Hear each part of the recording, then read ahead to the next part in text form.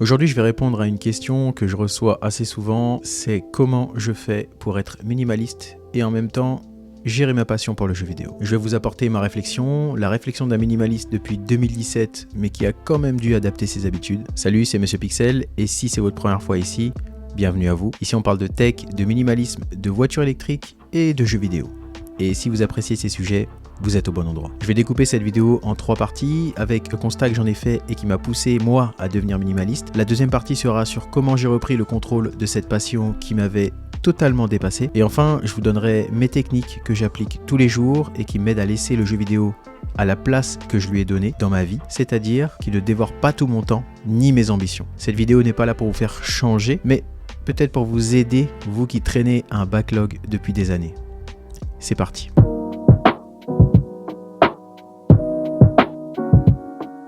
Aujourd'hui, en 2025, je me demande si je suis pas un peu gavé par les jeux vidéo. Gavé dans le premier sens où ça me saoule un peu, mais on va y revenir. Et aussi gavé par l'abondance de jeux vidéo. Vous aussi, vous avez remarqué qu'il y a des milliers de jeux sur plein de plateformes différentes, mais pas tout le monde a remarqué ou a été assez honnête avec lui-même pour comprendre qu'on n'a pas autant de temps qu'on voudrait à y consacrer. Et c'est là que ma réflexion a commencé il y a plusieurs années. Je suis devenu minimaliste car j'en avais un petit peu assez de la surconsommation, d'être dépassé par mes possessions, et je pense que ça a commencé avec les jeux vidéo. La chose folle est que le marché du jeu vidéo dépasse celui d'Hollywood. Mais là où on finit de regarder nos films en général, beaucoup de joueurs ne terminent jamais leur jeu. Moi le premier. Je n'ai aucune honte à le dire, mais 80% des jeux que j'ai ne sont pas terminés. Avant, j'avais honte de le dire, mais j'ai compris avec le recul qu'on nous inonde de jeux vidéo, et que l'accès est devenu trop facile, et qu'au-dessus de tout ça, ça provoque une fatigue mentale, c'est-à-dire qu'on est blasé très rapidement et qu'on cherche vite un nouveau jeu, une nouvelle expérience pour avoir ce nouveau shot de dopamine. Et je me suis dit, c'est pas normal. Quand on reçoit une claque avec un God of War, un Last of Us ou un Forza Horizon 5, on se dit, mon Dieu, mais ce jeu est incroyable, je vais passer des heures dessus et je vais le finir. Mais en fait, ça se passe jamais comme ça. En tout cas, pour moi. On se lasse, il y a un nouveau jeu qui sort la semaine d'après et l'effet waouh est déjà volatilisé. Mais pas que ça. Avec les soldes, les abonnements comme le Game Pass, le PS Plus, on accumule des dizaines voire des centaines de jeux sans y jouer vraiment. Et je me suis rendu compte que j'avais acheté des jeux en promo que j'ai jamais lancés en fait. Et toute cette surconsommation provoquait du stress, un sentiment de gâchis et clairement une perte de plaisir dans le jeu vidéo. Alors comment j'ai repris contrôle de mon temps et comment j'ai retrouvé du plaisir dans le jeu vidéo ?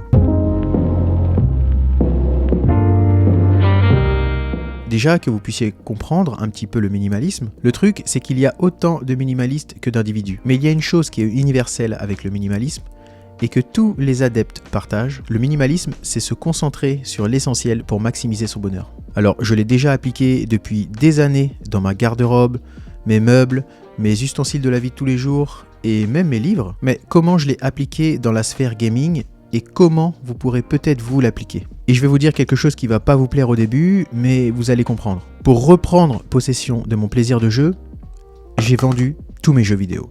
J'avais énormément de jeux, des boîtes partout, des jeux sous blister, et je me suis dit, mais ce jeu, je l'ai depuis 4 ans, et je l'ai jamais lancé. Donc 4 ans.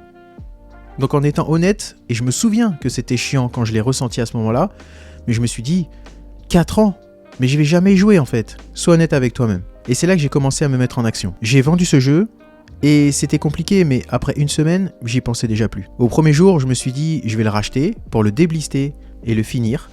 Et ensuite, je vais le vendre. Mais en fait, non, ça s'est pas passé comme ça. Et la finalité, j'ai jamais joué à ce jeu. Jamais, jusqu'à maintenant. Et vous savez quoi ? C'est pas grave, car j'ai compris 2 choses.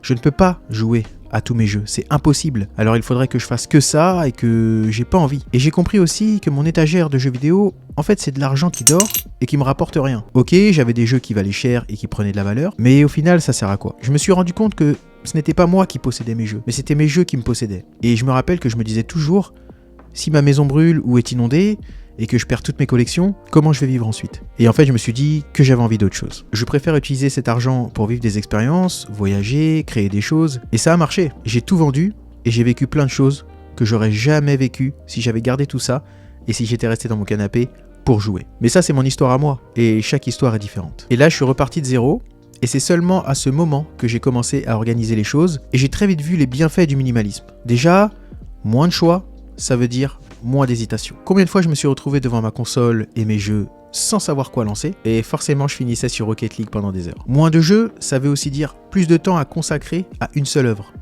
et savourer cette œuvre. Enfin, c'est aussi la réduction des dépenses inutiles. Aujourd'hui, j'ai 10 jeux, et je trouve que c'est déjà énorme, et j'ai des difficultés à gérer mon backlog. J'ai 2 jeux PlayStation, j'ai 8 jeux Switch, j'ai The Last of Us 2 et Star Wars Outlaws, j'ai Pikmin sur Nintendo Switch de 1 à 4, Super Mario RPG, Paper Mario et la Porte du Millénaire, le dernier Zelda, Metroid Prime Remastered et Mario Kart 8 Deluxe. Et là, je ne parle que de mes jeux physiques, car j'ai des jeux dématérialisés et j'en ai une 50aine. Alors, comment je gère tout ça ?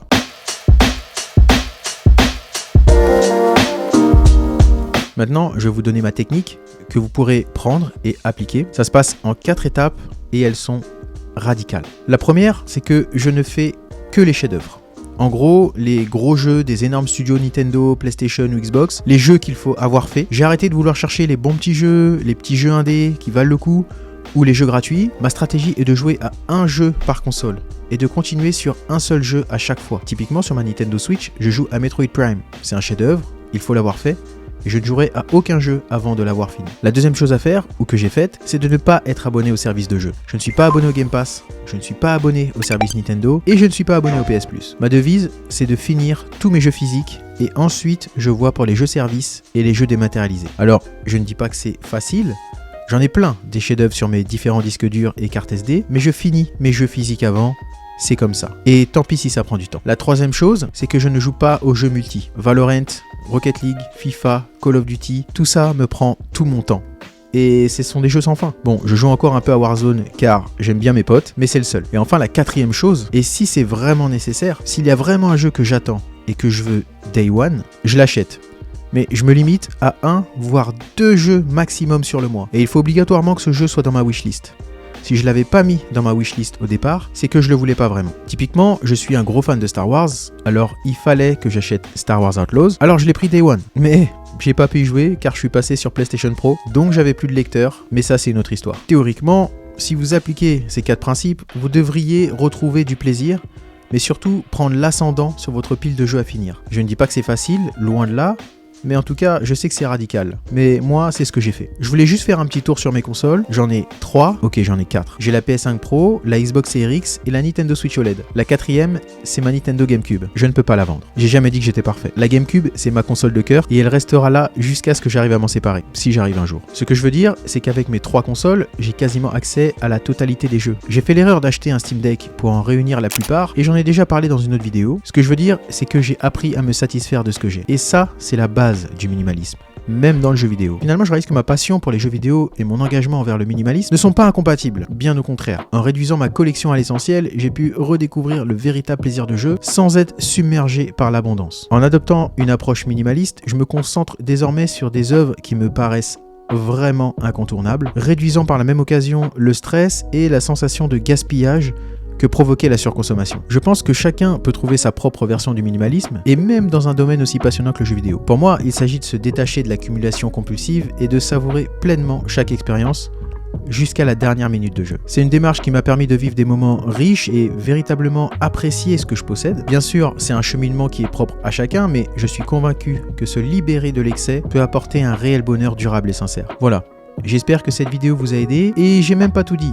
J'utilise aussi Notion pour gérer mes jeux et mes progressions, mais j'en parlerai dans une prochaine vidéo. Si vous voulez pas la rater, abonnez-vous sur Instagram, Twitter et YouTube. Je suis disponible aussi dans les commentaires, comme d'habitude.